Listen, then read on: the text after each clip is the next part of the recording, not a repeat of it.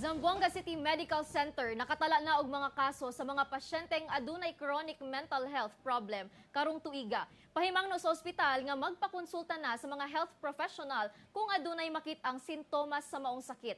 Ani ang report ni Efren Mamak.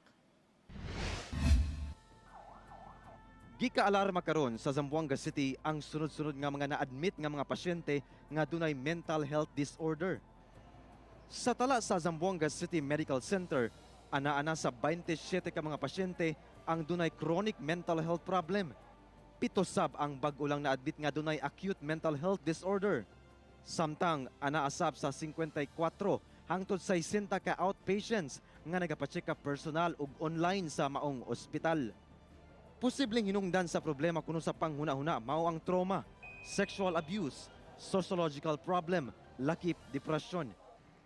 Lakip sa mga sintomas sa mental health problems ang pag-istorya sa kaugalingon nga nag-inusara, maglisod sa pagtulog, kalit nga pag-usab sa mood ug personality, grabe nga depresyon, delusion ug hallucination, lakip ang mga suicidal thoughts.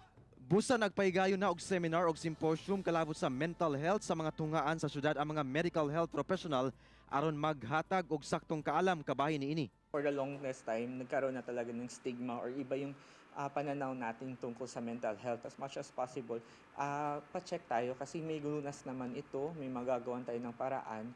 Tapos para at least hindi siya lumala. Ang mahirap ka sa mental health disorder, habang matagal siya or habang tumatagal siya, lumalala siya. Kaya mas maganda, prompt treatment is a must. Kauban si Sim Romero sa kamera, ako si Efren Mamak para sa At Home with GMA Regional TV.